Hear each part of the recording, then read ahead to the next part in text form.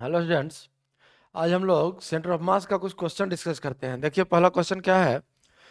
Determine the coordinate of centre of mass of a thin homogeneous plate having the form of a rectangle with sides r and 2r from which a semi circle with radius r is cut out. देखिए ये एक rectangular plate था, एक तरफ का side length r और दूसरे तरफ का साइड लेंथ 2r, डायग्राम में साफ साफ दिख रहा है। इसमें से एक आर रेडियस का सेमी सर्कुलर प्लेट हम लोग रिमूव कर दिए। अब जो रिमेनिंग पार्ट बचा ये इसी का सेंटर ऑफ मास का कोऑर्डिनेट निकालना है, बचे हुए रिमेनिंग पार्ट का। यही क्वेश्चन है। अब देखिए इसमें करते क्या है, हम लोग एज्यूम करते हैं कि जस्ट इस सेमी सर्कुलर डिस्क को हम लोग कट तो कर लिए हैं, लेकिन यहाँ से अभी रिमूव नहीं किए हैं, हटाया नहीं गया है। अगर इसको हम लोग रिमूव नहीं किए हैं तो अभी भी ये कंप्लीट एक रेक्टेंगुलर प्लेट है। वर्टिकल लेंथ इस डायग्राम के अनुसार 2r और हॉरिजॉन्टल लेंथ r, तो ओवरऑल सेंटर ऑफ मास हो जाएगा कहाँ, इसके बीच में। और इसका कोऑर्डिनेट अगर x कोऑर्डिनेट देखें तो r/2, ये टोटल लेंथ r है तो r/2, और y कोऑर्डिनेट 0, चूंकि सिमेट्री एक्सिस x एक्सिस है तो x एक्सिस पर y कोऑर्डिनेट 0 ही होगा। अब देखिए इस सेमी सर्कुलर डिस्क का सेंटर ऑफ मास हम लोग एज्यूम कर लेते हैं, यहाँ ये मास एज्यूम कर लेते हैं md, mass of semi circular disc. और ये डिस्टेंस जानते हैं आप लोग, सेमी सर्कुलर डिस्क का सेंटर ऑफ मास का डिस्टेंस होता है 4r/3π। तो ये डिस्टेंस पता है, इस पॉइंट का कोऑर्डिनेट हम लोग को पता चल गया, x कोऑर्डिनेट y कोऑर्डिनेट तो 0 ही होगा। और रिमेनिंग पार्ट का सेंटर ऑफ मास एज्यूम कर लेते हैं, यहाँ इसको mr लिख देते हैं रिमेनिंग पार्ट के मास के लिए। और इसी का कोऑर्डिनेट निकालना है। अगर ये डिस्टेंस हम लोग x एज्यूम कर लें तो यही x इस रिमेनिंग पोर्शन के सेंटर ऑफ मास का x कोऑर्डिनेट हो गया। और y कोऑर्डिनेट तो 0 ही होगा, क्योंकि ये सिमेट्री एक्सिस x एक्सिस है, तो x एक्सिस पर y कोऑर्डिनेट ऑलवेज 0 होगा। अब यहाँ से हम लोग xcm का सिंपल सा फॉर्मूला यूज कर लेते हैं। xcm इक्वल्स जानते हैं आप लोग m1 x1 plus m2 x2 by m1 plus m2, बस यही फॉर्मूला हम लोग को यूज कर लेना है। अब इस डायग्राम में देखिए xcm जो है यही सेंटर ऑफ मास है, यही पॉइंट। तो ये डिस्टेंस तो r/2 साफ साफ दिख रहा है xcm का वैल्यू। तो xcm हो गया आपका r/2 और इक्वल्स m1 हो गया आपका, देखिए md, मास ऑफ डिस्क। तो डिस्क का मास हम लोग कैसे लिखेंगे, देखिए सिग्मा मास पर यूनिट एरिया और इनटू डिस्क एरिया। आधा दे डिस्क है, सेमी सर्कुलर डिस्क है, तो रेडियस तो r ही है, तो πr²/2 एरिया इंटू सिग्मा, यही हो गया इस डिस्क का मास। सिग्मा मास पर यूनिट एरिया मान लिए। और इंटू x1 का वैल्यू यहाँ साफ साफ दिख रहा है 4r/3π, 4r/3π, ये हो गया आपका m1 x1। और प्लस m2 x2 जब लिखना है तो m2 हो गया आपका यही mr, रिमेनिंग सेक्शन का मास। इसके लिए क्या करते हैं, सिग्मा इंटू पूरे रेक्टेंगल का एरिया, पूरे रेक्टेंगल का एरिया हो जाएगा 2r², 2r into r, 2r², और माइनस इस डिस्क एरिया सब्ट्रैक्ट कर लेते हैं तो πr²/2, यही आपका मास ऑफ रिमेनिंग पोर्शन हो गया। रिमेनिंग पोर्शन का एरिया इंटू सिग्मा, और x2 का वैल्यू तो x है, और divided by m1 plus m2। तो देखिए m1 यहाँ से सिग्मा इंटू πr²/2 है, यही पार्ट m1 है। और m2 यहाँ से सिग्मा r² को हम लोग कॉमन ले लेते हैं, तो इंटू 2 माइनस π/2, यही m2 है। बाकी तो m2 x2 के लिए x आया था, यही पोर्शन m2 था, तो m1 प्लस m2। अब इसको देखिए सिंप्लीफाई करना है तो sigma into r², sigma into r², sigma into r² cancel हो गया। अब जो बचा उसको हम लोग थोड़ा सा सिंप्लीफाई करके लिख लेते हैं। r/2 इक्वल्स, देखिए ये पाई भी यहाँ से कैंसिल हो गया और ये 2 से कैंसिल हो गया 2 टाइम्स, तो यहाँ बचा क्या आपका 2r/3, 2r/3। पहला टर्म यही बचा न्यूमरेटर में, प्लस सेकेंड टर्म अगर देखें तो एलसीएम आ जाएगा आपका 2, 4 माइनस π/2, 4 माइनस π/2, यही कांस्टेंट बचा, और इनटू x। और डिवाइडेड बाई है आपका π/2 प्लस 4 माइनस π/2। अब अगर इसको हम लोग सिंप्लीफाई करें और थोड़ा, तो 6 से मल्टीप्लाई कर लेते हैं हम लोग न्यूमरेटर और डिनोमिनेटर। और यहाँ देखिए, यहाँ तो ये 2 LCM आ जाएगा और ये पाई और ये माइनस पाई कैंसिल ही हो जाएगा, तो बचेगा आपका 4/2 मतलब 2 बचेगा डिनोमिनेटर। अब डिनोमिनेटर 2 बचा और हम लोग 6 से मल्टीप्लाई किए, तो 6 से अगर मल्टीप्लाई करेंगे तो 3 से 6 कैंसिल हो जाएगा, 2 टाइम्स 2 इंटू 2 4 हो जाएगा ये 4R, और प्लस यहाँ 3 बचेगा, 3 इंटू 4 12 माइनस 3 इंटू पाई और इंटू एक्स, और डिवाइडेड बाई 6 से मल्टीप्लाई डिवाइड दोनों करना था, न्यूमरेटर डिनोमिनेटर दोनों मल्टीप्लाई किए थे 6 से। यहाँ बचा था 2 और इंटू 6, ये हो जाएगा आपका 12। अब देखिए ये 2 से 12 कैंसिल हो गया 6 टाइम्स, और क्रॉस मल्टीप्लाई कर दीजिए तो ये हो गया 6R, और 4R इधर आएगा तो 6R माइनस 4R, ये हो जाएगा आपका 2R equals 12 minus 3 pi into x. अब यहाँ से देखिए x निकल गया आपका, यही x कोऑर्डिनेट निकालना था रिमेनिंग पार्ट का। 12 माइनस 3 पाई में चाहे तो हम लोग 3 कॉमन ले सकते हैं, बाकी बचा आपका 4 minus pi 2R divide by आएगा, 2R डिवाइड बाई, इससे डिवाइड करना हम लोगों को, तो ये हो गया 2R और डिवाइडेड बाई 3 कॉमन लिए तो बचा ब्रैकेट में 4 माइनस पाई। यही आपका x कोऑर्डिनेट आ गया रिमेनिंग पोर्शन के सेंटर ऑफ मास का, यही आपका आंसर हो गया इस क्वेश्चन का, और यही सॉल्यूशन है। अब देखिए हम लोग नेक्स्ट क्वेश्चन देखते हैं। A block of mass m is released from the top of a wedge of mass m as shown in figure. Find displacement of wedge on horizontal ground when block reaches the bottom of the wedge. Neglect friction everywhere. देखिए ये एक triangular block है, इस diagram को हम लोग इधर draw कर लेते हैं थोड़ा सिचुएशन समझने के लिए सेपरेट। ये ट्रायंगुलर ब्लॉक है, ये एंगल थीटा है और ये हाइट है h, और इस टॉप पर एक स्मॉल एम मास का ब्लॉक रखा हुआ है और सिस्टम को रेस्ट से रिलीज किया गया और सारा सरफेस स्मूथ है, और कह रहा है कि जितना देर में स्मॉल एम, इसका मास कैपिटल एम है, जितना देर में स्मॉल एम टॉप से बॉटम तक स्लाइड कर जाएगा तो इस कैपिटल एम का डिस्प्लेसमेंट निकालना है हॉरिजॉन्टल ग्राउंड पर। तो मान लेते हैं कि जिस इंटरवल में स्मॉल एम टॉप से बॉटम तक गया, उस इंटरवल में कैपिटल एम एक्स डिस्टेंस पीछे गया। इस डायग्राम में लेफ्ट साइड इसलिए जाएगा कि जब ये यहाँ देखिए सिस्टम में अगर हम लोग यहाँ फ्री बॉडी डायग्राम बनाए तो दोनों का mg नीचे की ओर काम करेगा, इस सरफेस का नॉर्मल ऊपर, तीनों फोर्स वर्टिकल हो गया, इन दोनों के बीच का नॉर्मल सिर्फ इस डायरेक्शन के लॉन्ग आएगा, इस पर इधर और इस पर इधर। अब अगर इन दोनों का सिस्टम मान ले तो इस नॉर्मल के अलावा सब एक्सटर्नल फोर्स, लेकिन सब वर्टिकल, मतलब हॉरिजॉन्टल डायरेक्शन में अगर देखें यहाँ तो हम लोग लिख सकते हैं F एक्सटर्नल हॉरिजॉन्टल इक्वल्स 0। अब देखिए सिस्टम पर अगर हॉरिजॉन्टल डायरेक्शन में एक्सटर्नल फोर्स 0 है तो इसका मतलब हुआ कि acceleration of centre of mass in horizontal direction ये भी 0 होगा। अब अगर सेंटर ऑफ मास 0 हो गया, इसका मतलब कि velocity of centre of mass in horizontal direction ये आपका कांस्टेंट आ गया।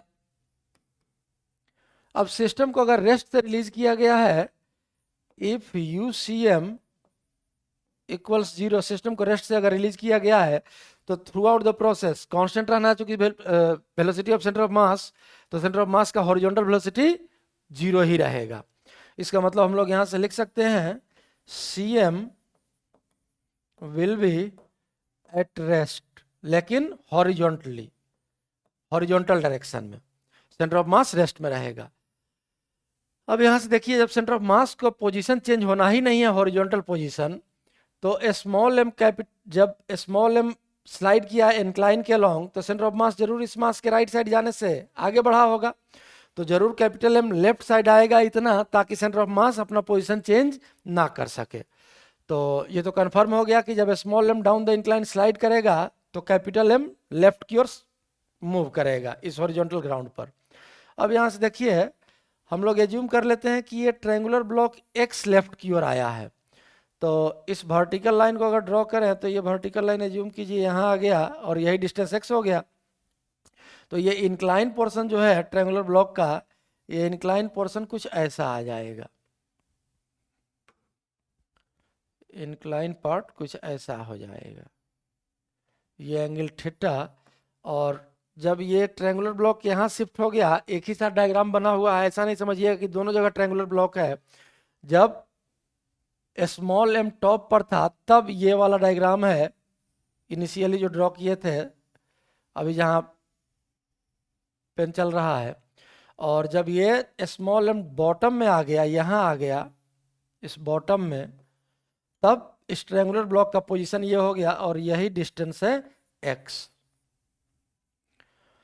अब हम लोग इस क्वेश्चन को सॉल्व करने के लिए, जब हम लोग को पता चल गया कि centre of mass horizontally shift नहीं हो रहा है, तो इस क्वेश्चन को सॉल्व करने के लिए हम लोग याद कीजिए ये रिजल्ट यूज करते हैं हम लोग। आर सी एम इक्वल्स, पढ़े आप लोग, m1r1 plus m2r2 divided by m1 plus m2। Motion of centre of मास में है ये रिजल्ट, आप लोग देखे होंगे और पहले भी पढ़े होंगे। R C M equal m1r1 plus m2r2 by m1 plus m2। अगर हम लोग cm को ही ओरिजिन मान लें, cm को ही ओरिजिन मान ले, 0 0 कोऑर्डिनेट, तो आर सी एम 0 आई क्या प्लस 0 जे क्या, मतलब लेफ्ट साइड 0 हो गया और m1 प्लस m2 को क्रॉस मल्टीप्लाई कर देंगे 0 आ जाएगा। तो यहाँ से देखिए रिजल्ट आ गया। इस रिजल्ट का तो यूज भी किए हम लोग क्वेश्चन बनाने में पहले की वीडियोज में। m1r1 plus m2r2 equals 0। और इसी रिजल्ट का यूज हम लोग डिस्प्लेसमेंट के फॉर्म में भी कर सकते हैं। इस r1 को हम लोग डेल्टा r1 मतलब change in position vector, delta r2 change in position vector of second particle, और यहाँ से इसी रिजल्ट को हम लोग लिख सकते हैं m1 s1 पहला पार्टिकल का डिस्प्लेसमेंट, क्योंकि सेंटर ऑफ मास डिस्प्लेस नहीं हो रहा है, प्लस m2 s2 दूसरे पार्टिकल का डिस्प्लेसमेंट इक्वल्स 0। तीन पार्टिकल के लिए भी कर सकते हैं, अगर तीन पार्टिकल है तो m1 s1 plus m2 s2 plus m3 s3 equals 0। लेकिन यह सिचुएशन होना चाहिए कि सेंटर ऑफ मास रेस्ट में रह रहा है। तो इस क्वेश्चन में यही दिया हुआ है कि सेंटर ऑफ मास रेस्ट में रह रहा है, तो हम लोग इसी रिजल्ट का यूज करके इस क्वेश्चन को सॉल्व करते हैं। अब ध्यान से देखिए, इसमें ट्रायंगुलर ब्लॉक का डिस्प्लेसमेंट कितना हुआ है। तो ट्रायंगुलर ब्लॉक का सेंटर ऑफ मास जहां भी होगा, जब ट्रायंगुलर ब्लॉक पूरा का पूरा एक्स लेफ्ट की ओर गया है तो सेंटर ऑफ मास भी एक्स लेफ्ट की ओर शिफ्ट करेगा। तो S1 का वैल्यू हो गया -x, चूंकि लेफ्ट साइड जा रहा है, राइट साइड को हम लोग पॉजिटिव डायरेक्शन एज्यूम कर लेते हैं। तो S1 का वैल्यू हो गया -x और M1 का वैल्यू हो गया कैपिटल M। तो यहाँ लिख लेते हैं -m × x प्लस, अब m2 का वैल्यू देखिए स्मॉल m है और हम लोग स्मॉल m का डिस्प्लेसमेंट निकालते हैं। देखिए ये हाइट जब दिया हुआ है तो ये अगर हॉरिजॉन्टल वाला लेंथ हम लोग निकाल लें, हॉरिजॉन्टल सरफेस पर जो लेंथ है इसको अगर हम लोग L एज्यूम कर लें तो हम लोग यहाँ से लिख सकते हैं tan थीटा, यही लिख लेते हैं tan थीटा इक्वल्स h/L। अब यहाँ से अगर L का वैल्यू निकाले तो ये हो जाएगा h cot थीटा, यही लेंथ आपका L है। अब ध्यान से देखिए इस स्मॉल m का डिस्प्लेसमेंट कैसे निकालते हैं। जब स्मॉल m टॉप से बॉटम पर आया इस ट्रायंगुलर फ्रेम के, तो हॉरिजॉन्टल डायरेक्शन में फ्रेम पर ये कितना लेंथ आगे चला, तो जितना इसका बेस है, बेस लेंथ अभी निकाले हम लोग L का वैल्यू h cot थीटा है, मतलब मान लीजिए हम लोग L चला, आगे गया, राइट साइड गया, लेकिन ट्रायंगुलर ब्लॉक x पीछे गया है। तो ट्रायंगुलर ब्लॉक पर जितना पॉइंट है सब का सब पॉइंट x पीछे गया है। तो अब अगर इस स्मॉल m का हम लोग नेट डिस्प्लेसमेंट देखें तो L तो आगे गया ट्रायंगुलर ब्लॉक पर और ट्रायंगुलर ब्लॉक के साथ x पीछे आ गया, तो नेट कितना राइट साइड गया, और इस डायग्राम से भी देखें तो नेट इतना ही लेंथ गया है, यहाँ से लेके यहाँ तक, यही लेंथ है, स्मॉल m का डिस्प्लेसमेंट है।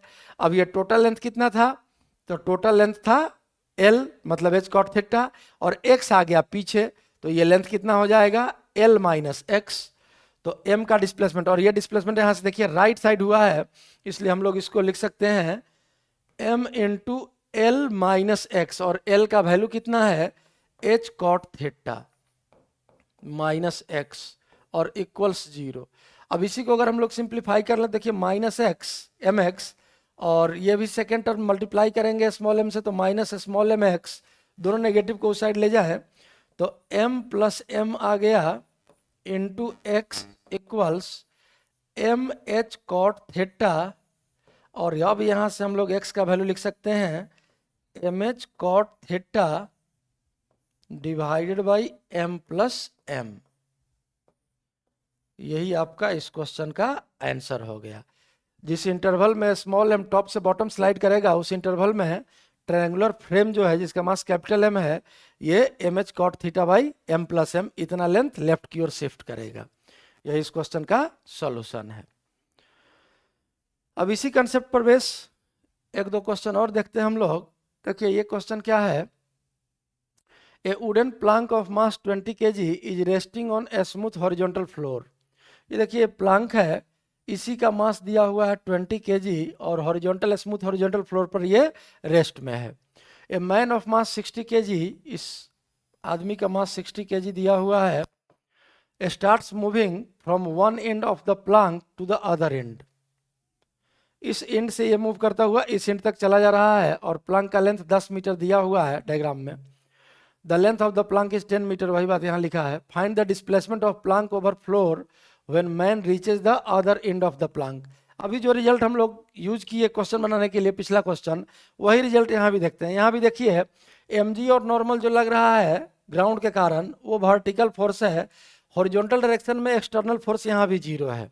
यहाँ हम लोग लिख सकते हैं F एक्सटर्नल हॉरिजॉन्टल इक्वल्स 0 और एंड UCM भी 0 है, क्योंकि सिस्टम इनिशियली रेस्ट में था और इसके बाद आदमी चलना शुरू किया तो UCM 0। अब इसका मतलब क्या हुआ कि CM will be at rest horizontally, horizontal direction में सेंटर ऑफ मास रेस्ट में रहेगा। तो जो रिजल्ट अभी यूज किया हम लोग वही रिजल्ट फिर से यूज कर लेते हैं। M1 R1 होता है, M1 S1 भी यूज कर सकते हैं, और दो ही बॉडी, एक प्लांक और एक man, plus M2 S2 equals 0। चूंकि ओरिजिन सेंटर ऑफ मास को ही ओरिजिन मान लेते हैं हम लोग, तो यही रिजल्ट रहेगा। अब इसी रिजल्ट को अप्लाई करना है तो देखिए M1 का वैल्यू है 60 kg और S1 मतलब मैन का डिस्प्लेसमेंट यहाँ लिखना है। अब ध्यान से देखिए इस डायग्राम में, एक डायग्राम हम आपको इसके जस्ट नीचे बनाते हैं ताकि डायग्राम क्लियर रहे। जब ये आदमी राइट साइड बढ़ेगा तो जरूर प्लांक लेफ्ट की ओर मूव करेगा ताकि सेंटर ऑफ मास वहीं रहे। चूंकि centre of mass horizontally rest में रहना है, तो एज्यूम कर लीजिए कि प्लांक आपका इस पोजीशन में आ गया और प्लांक x पीछे आया है। कितना? x। जितना देर में, जिस इंटरवल में आदमी लेफ्ट एंड से राइट एंड प्लांक पर चला गया, उस इंटरवल में एज्यूम कर लिया कि प्लांक x डिस्टेंस पीछे आ गया है। तो अब ये आदमी तो पहुंच गया यहाँ। अब ध्यान से देखें अगर, तो इस मैन का नेट डिस्प्लेसमेंट राइट की ओर और कितना, तो टोटल लेंथ 10 में से x घटा देंगे। तो राइट साइड अगर पॉजिटिव एज्यूम कर लें हम लोग, इसी को पॉजिटिव डायरेक्शन एज्यूम कर लें, तो मैन का डिस्प्लेसमेंट हो गया 10 माइनस x, राइट साइड इसलिए पॉजिटिव, प्लस M2। अब M2 हो गया आपका प्लांक। प्लांक का मास कितना है? 20, और प्लांक का डिस्प्लेसमेंट लेफ्ट की ओर दिख रहा है साफ साफ डायग्राम में, और डिस्प्लेसमेंट कितना है? x। तो इसको लिख सकते हैं हम लोग माइनस x और इक्वल्स 0। अब इसी को हम लोग को सिंप्लीफाई करना है, तो 10 से अगर 20 से डिवाइड कर लेते हैं पूरे इक्वेशन में, ये 20 कैंसिल हो गया और 20 से डिवाइड किया, ये 3 हो गया। अब अगर मल्टीप्लाई करें यहाँ तो ये आ जाएगा आपका 30 और माइनस 3x और माइनस x, तो माइनस 3x माइनस x, ये हो गया माइनस 4x, और राइट साइड अगर ले जाए इसको तो ये आ जाएगा 4x। 4 से 30 कट जाएगा 7.5। This implies x equals 7.5 metre. यही इस क्वेश्चन का आंसर है। मतलब जिस इंटरवल में मैन लेफ्ट एंड से राइट एंड पहुंचता है, उस इंटरवल में ये प्लांक 7.5 मीटर लेफ्ट की ओर आएगा। यही इस क्वेश्चन का सॉल्यूशन है। नेक्स्ट क्वेश्चन देखते हैं हम लोग। इस क्वेश्चन में देखिए, 2 men A and B are standing at ends of a 10 kg plank of length 10 metre. 10 metre लंबा प्लांक है और दो आदमी ए और बी दिख रहा है डायग्राम में, 40 केजी और 50 केजी, और ये सरफेस स्मूथ दिया हुआ डायग्राम में 10 मीटर टोटल लेंथ है। Planck is resting on smooth horizontal surface, system is initially at rest. वही सेम सिचुएशन, सिस्टम रेस्ट में है, सारा सरफेस स्मूथ है, तो फिर से हॉरिजॉन्टल डायरेक्शन में एक्सटर्नल फोर्स 0 होगा और यूसीएम तो 0 दिया ही हुआ है, तो centre of mass horizontally move नहीं करेगा। तो हम लोग फिर से यही यूज करेंगे, सेम रिजल्ट। चूंकि सीएम रेस्ट में है, CM will be at rest horizontally. तो अब हम लोग इस क्वेश्चन में भी m1s1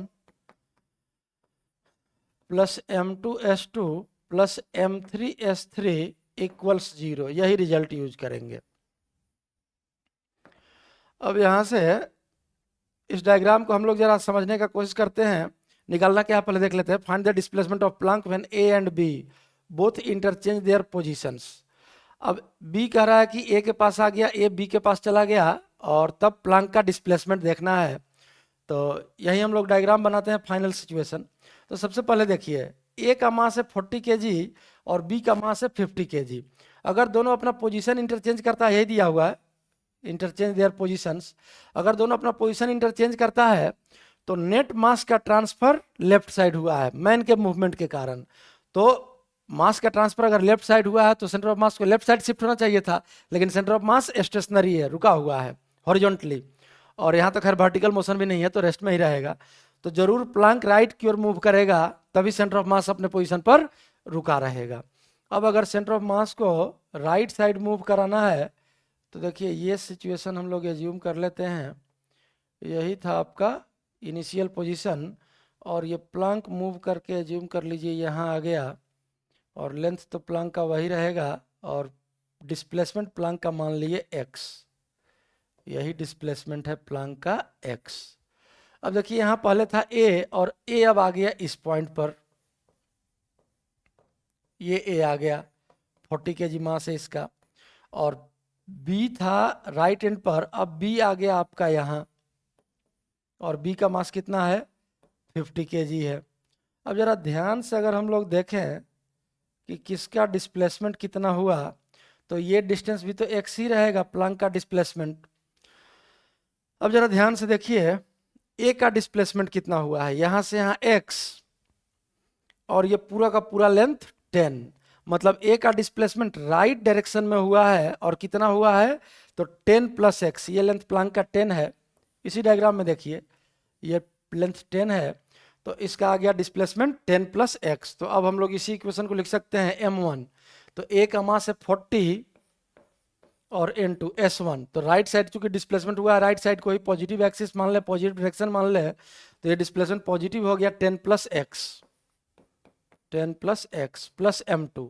अब b का मास देखिए, b का मास है 50, और b का डिस्प्लेसमेंट देखते हैं हम लोग। b आ गया यहाँ, b का डिस्प्लेसमेंट देखिए ध्यान से, b यहाँ था पहले, यही डिस्प्लेसमेंट हुआ है b का। तो b का अगर डिस्प्लेसमेंट हम लोग निकाल लें, तो देखिए ये टोटल लेंथ है कितना 10, और ये कितना है x, तो अगर 10 में से x घटा दे तो b का डिस्प्लेसमेंट निकल गया, लेकिन ये डिस्प्लेसमेंट लेफ्ट की ओर हुआ है, तो ये डिस्प्लेसमेंट हम लोग लिखेंगे माइनस, यही माइनस साइन प्लेस कर देते हैं।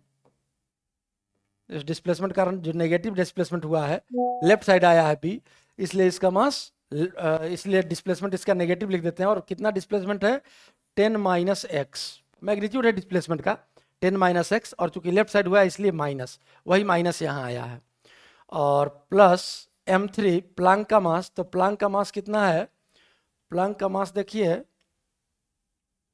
10 केजी, प्लांक का मास 10 केजी दिया हुआ है, और प्लांक का अगर डिस्प्लेसमेंट देखें तो ये x राइट साइड हुआ है, राइट साइड को पॉजिटिव ले रहे हैं, तो प्लस x हो जाएगा और इक्वल्स 0। अब इसी इक्वेशन को सॉल्व कर लेना है, 10 से डिवाइड कर दीजिए पूरे इक्वेशन में, ये 0 कैंसिल हो गया, 4 इंटू 10, ये बचा आपका 40 plus 4x, minus 5 into 10 minus 50, और माइनस माइनस प्लस 5x, और प्लस x इक्वल्स 0। ये देखिए 5x प्लस x 6x और प्लस 4x 10x हो गया, और 40 माइनस 50 माइनस 10 हुआ, तो माइनस 10 उधर जाके प्लस 10 हो जाएगा, 10x इक्वल्स 10 तो x इक्वल्स 1 मीटर आ गया। यही आपका पहला क्वेश्चन का आंसर हो गया, फर्स्ट पार्ट का। जब ए और बी एक दूसरे का पोजीशन एक्सचेंज कर लेता है एक दूसरे के साथ, तो प्लांक कितना डिस्प्लेस हुआ। अब इसमें देखिए एक क्वेश्चन और है, also find the displacement of plank if both A and B move towards each other to finally meet at middle of the plank. अब ये कह रहा है कि ए और बी इतना ही बस मूव किया कि मिडिल में पहुंच गया।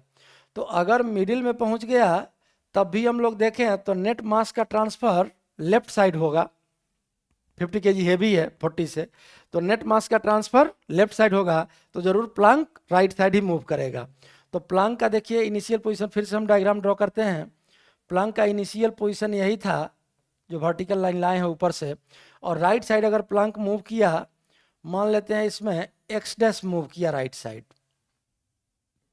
यही आपका एक्स डैश है।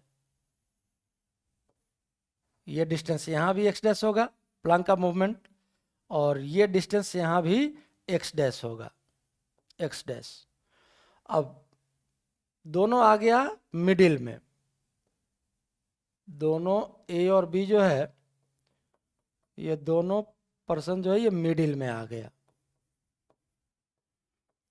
अब हम लोग सेम यही रिजल्ट यूज कर लेते हैं, m1s1 plus m2x2 plus m3s3 equals 0।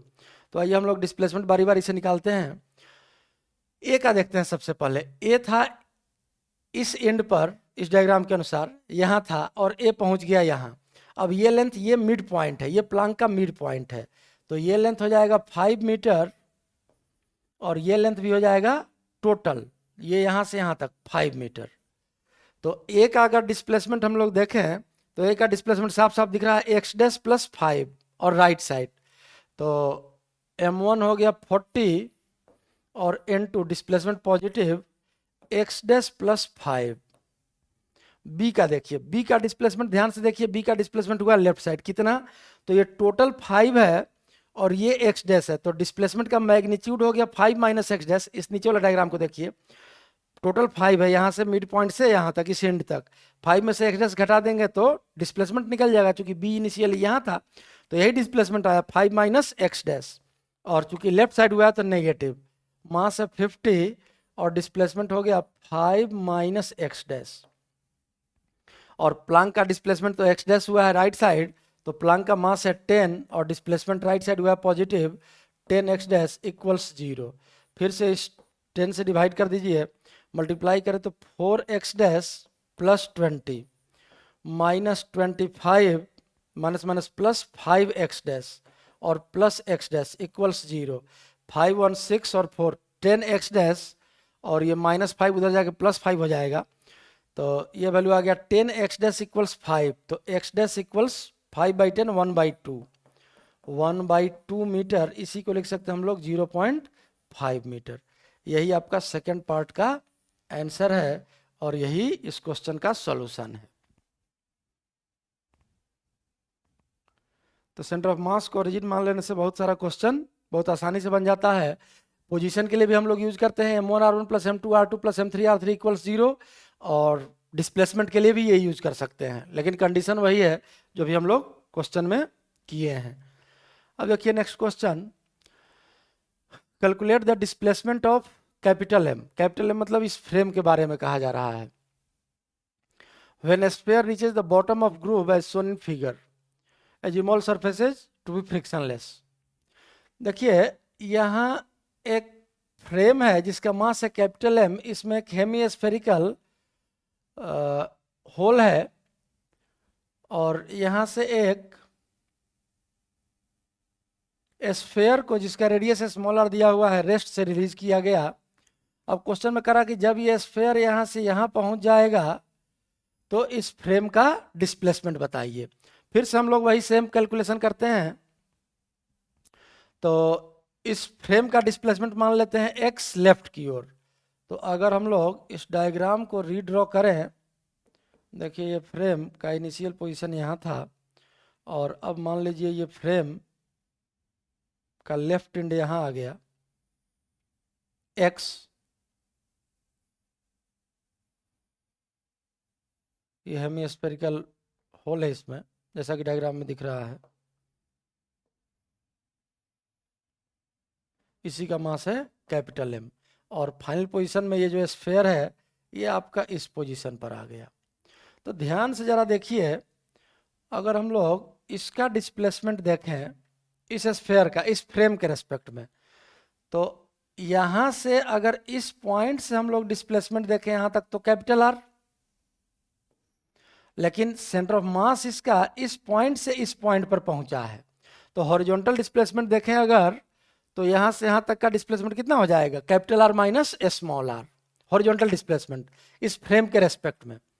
अब यहां भी वही सेम सिचुएशन है, horizontal force, external force horizontal direction में 0 है और रेस्ट से सिस्टम को रिलीज किया गया है, तो हम लोग यहां भी लिख सकते हैं CM will be at rest horizontally, वही सेम सिचुएशन हॉरिजॉन्टली। और तब हम लोग M1S1 प्लस M2S2 इक्वल्स 0 इस रिजल्ट का यूज कर सकते हैं।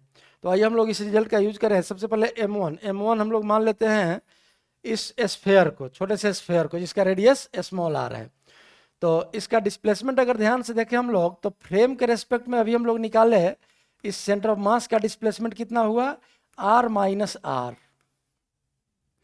और इस फ्रेम के रेस्पेक्ट में, और पूरा का पूरा फ्रेम अगर x लेफ्ट शिफ्ट कर गया है x, तो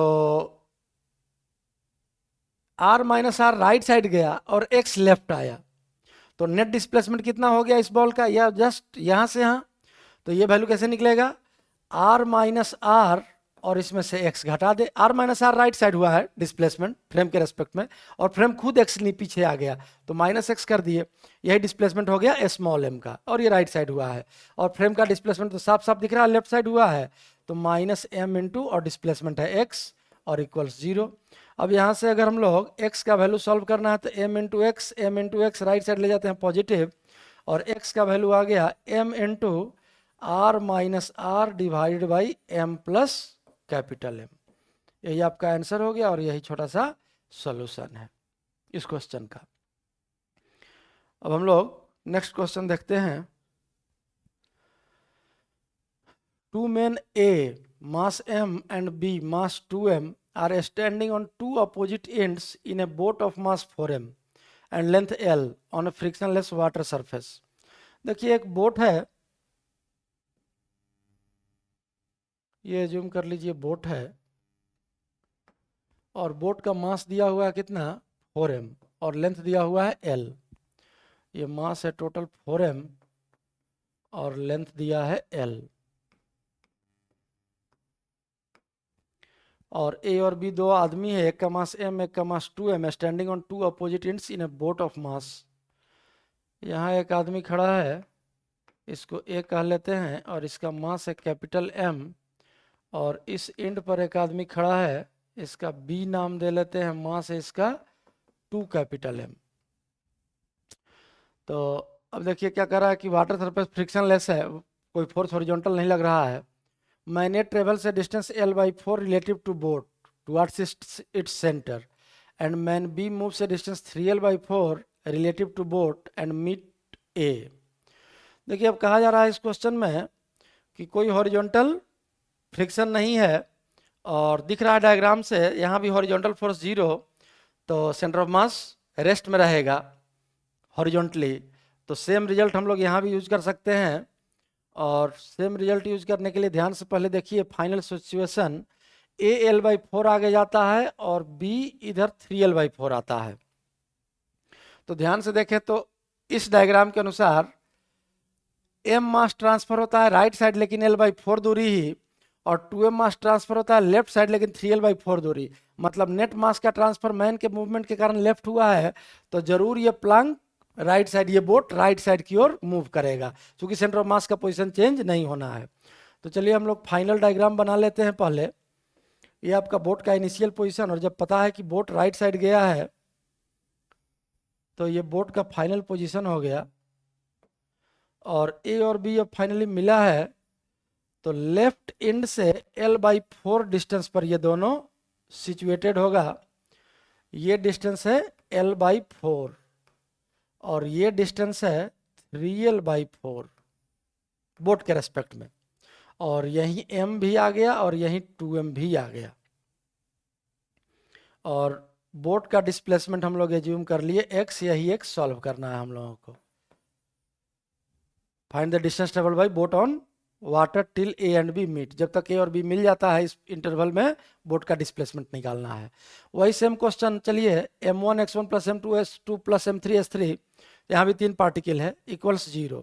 m1 का वैल्यू A ले लेते हैं, मास कैपिटल M, और A का डिस्प्लेसमेंट अब ध्यान से यहाँ से देखिए, तो ये डिस्टेंस L/4 और ये x, यहाँ था A पहले, यहाँ से यहाँ पहुँच गया और राइट साइड गया है, तो L/4 प्लस x, ये m1 s1 हो गया, प्लस m2। B का देखें तो B का मास है 2m, और B का अगर डिस्प्लेसमेंट देखें तो B देखिए यहाँ हुआ करता था, और ये डिस्टेंस s है, और ये यहाँ पर पहुँच गया, यही डिस्प्लेसमेंट का मैग्नीट्यूड है, और लेफ्ट साइड हुआ है, तो लेफ्ट साइड हुआ है तो ये डिस्प्लेसमेंट नेगेटिव, तो यहाँ आ जाएगा आपका माइनस साइन और m2, और मैग्नीट्यूड हो गया डिस्प्लेसमेंट का टोटल 3L/4 में से x सब्ट्रैक्ट कर लेते हैं, 3L/4 माइनस x, ये हो गया m2s2, और प्लस m3 बोट का मास, तो बोट का मास दिया है 4m, और बोट का डिस्प्लेसमेंट राइट साइड दिख रहा है x, और इक्वल्स 0। अब इसी इक्वेशन से हम लोगों को x का वैल्यू निकालना है, तो m से डिवाइड कर दीजिए, ये m और ये m कैंसिल हो गया। अब यहाँ देखिए आया L/4 प्लस x माइनस 2 से मल्टीप्लाई कर दिए तो ये हो जाएगा 3L/2, और माइनस माइनस प्लस 2x, ये माइनस माइनस प्लस हो गया 2x, और plus 4x equals 0। 4x plus 2x 6x, और प्लस x ये आ गया आपका 7x, और L/4 माइनस 3L/2, तो इन दोनों को अगर राइट साइड ले चले हैं तो 3L/2 राइट साइड जाके इसको हम लोग 2 से मल्टीप्लाई डिवाइड अगर कर दें तो 6L/4 हो जाएगा, 3 × 2 6/4, और माइनस L/4, ये बचा आपका 5L/4, एलसीएम 4 आ जाएगा, 6L माइनस L 5L/4। अब यहाँ से x का वैल्यू निकालना था हम लोगों को, तो x का वैल्यू देखिए कितना आ गया, 7 से डिवाइड हो जाएगा तो 5L, और डिवाइड बाई 7 × 4 28, यही इस क्वेश्चन का आंसर है और यही सॉल्यूशन। सेंटर ऑफ मास को ओरिजिन मान के हम लोग बहुत सारा क्वेश्चन बहुत इजीली सॉल्व कर लेते हैं। एक क्वेश्चन और हम लोग देखते हैं, A projectile is fired at a speed of 100 meter per second at an angle of 37 degree above horizontal। एक प्रोजेक्टाइल दिया हुआ है, इसको फायर किया गया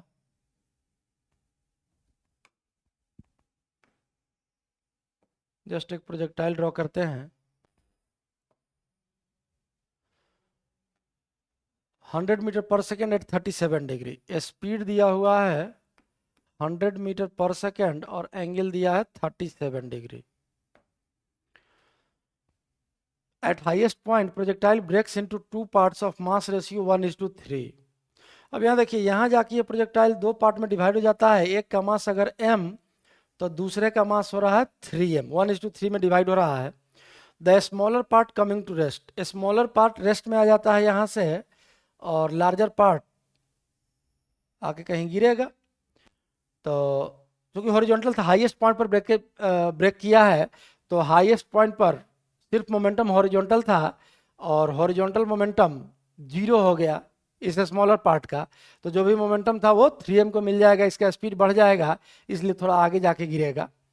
find the distance from the launching point to the point where heavier piece lands. यही distance हम लोग को निकालना है कि हेवियर पीस जाके जहाँ गिर रहा है ये 3m, m तो यहीं गिरेगा, यहाँ नहीं, m तो चूंकि रेस्ट में आ गया तो m तो यहीं गिरेगा, ये m, तो लॉन्चिंग पॉइंट से मतलब ये दूरी हम लोगों को निकालना है, यही दूरी मान लेते हैं x। अब ध्यान से देखिए इस क्वेश्चन को, जब तक प्रोजेक्टाइल को प्रोजेक्ट किया गया था और हाईएस्ट पॉइंट तक गया तब तक तो एक्सेलरेशन g के बराबर था, फ्री फॉल था। अब ब्रेक होने के बाद भी दोनों एयर में ही है, तो अगर ACM हम लोग निकालें ब्रेक होने के बाद, तो m1 a1 प्लस M2A2, दोनों का जी है चूंकि एयर में ही मूव कर रहा है, और divide by M1 plus M2, ये फिर से ये वैल्यू कितना आ गया -g। मतलब इस ब्रेक होने के कारण, दो पार्ट में बंटने के कारण इस प्रोजेक्टाइल के एक्सेलरेशन पर कोई फर्क नहीं पड़ा। तो through out the motion acceleration of centre of mass constant रह गया। इसका मतलब कि सेंटर ऑफ मास के मोशन पर कोई फर्क नहीं पड़ेगा। अब सेंटर ऑफ मास के मोशन पर कोई फर्क नहीं पड़ेगा तो सेंटर ऑफ मास यहां से चला और जहां प्रोजेक्टाइल जाके गिरता, अगर नहीं ब्रेक होता, वहीं पर अभी भी गिरेगा। मतलब यही रेंज जो हो गया, यही सेंटर ऑफ मास का फाइनल पोजीशन है। इनिशियल पोजीशन यही, m और 3m दोनों यही था, और फाइनल पोजीशन में m यहाँ आ गया तो ये तो हाईएस्ट पॉइंट पर ही गिर जाएगा। ये डिस्टेंस आ जाएगा आपका r/2, और इसका डिस्टेंस x निकाल लिए, और ये चूंकि सेंटर ऑफ मास है तो सेंटर ऑफ मास का कोऑर्डिनेट लिख देते हैं, इसी को x एक्सिस मान लीजिए। x एक्सिस पर जब पॉइंट्स है तो y कोऑर्डिनेट तो 0 ही रहेगा, तो सेंटर ऑफ मास का x कोऑर्डिनेट हो गया रेंज के बराबर और y कोऑर्डिनेट हो गया 0। ये m जहां गिरा है, लैंड किया है, अगर इसका कोऑर्डिनेट हम लोग लिखें तो ये हो जाएगा r/2, 0, y कोऑर्डिनेट 0, और रेंज का हाफ होता है मैक्सिमम हाइट तक हॉरिजॉन्टल डिस्टेंस, और ये तो x है, तो इस पॉइंट का कोऑर्डिनेट अगर लिखें तो x, 0। अब सेंटर ऑफ मास का फॉर्मूला यूज कर लीजिए xcm का, तो xcm का वैल्यू है r, सेंटर ऑफ मास का coordinate x coordinate equals m1 x1, तो m1 का वैल्यू है m और x1 का वैल्यू है r/2। जहां r रेंज है, सॉल्व कर लेंगे हम लोग रेंज, m1 x1 और प्लस m2 है 3m और x2 है x, और divide by m1 plus m2, ये है 4m। अब यहाँ से देखिए m कॉमन आके कैंसिल हो गया, और ये 4 इधर गया तो ये हो जाएगा कितना, ये हो जाएगा आपका 4r, और एक बार लिख ही लेते हैं 4r, और ये r/2 इधर जाके माइनस हो जाएगा, -r/2 इक्वल्स 3x। तो 4r माइनस r/2 यह आ गया 7r/2 equals 3x। 7r/2 equals 3x। अब यहाँ से हम लोग x का वैल्यू लिख सकते हैं 7r/6। बस रेंज का वैल्यू हम लोग सॉल्व कर लेते हैं, x का वैल्यू आ जाएगा पॉइंट ऑफ प्रोजेक्शन से कितने दूर पर जाके गिरा है ये। तो रेंज का फॉर्मूला हम लोग जानते हैं u², तो 100 का स्क्वायर 10⁴ sin 2θ। sin 2θ को हम लोग लिख सकते हैं 2 sin θ इंटू कॉस थीटा। तो 2 sin θ 37 डिग्री, तो sin 37 3/5 और cos 37 4/5, और डिवाइडेड बाई g, तो g का वैल्यू तो 10 ही लेते हैं हम लोग।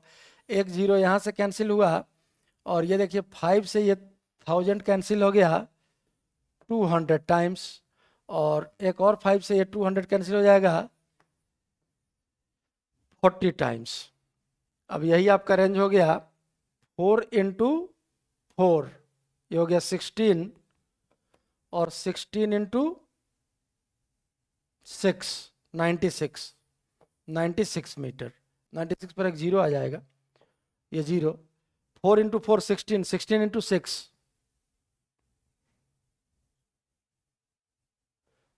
6 906 मीटर।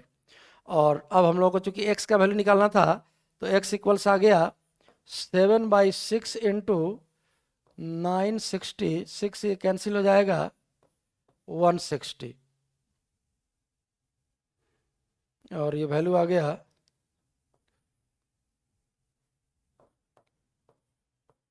1120 मीटर। यही आपका आंसर हो गया, और यही इस क्वेश्चन का सॉल्यूशन है। इस वीडियो में इतना ही क्वेश्चन डिस्कस करेंगे हम लोग।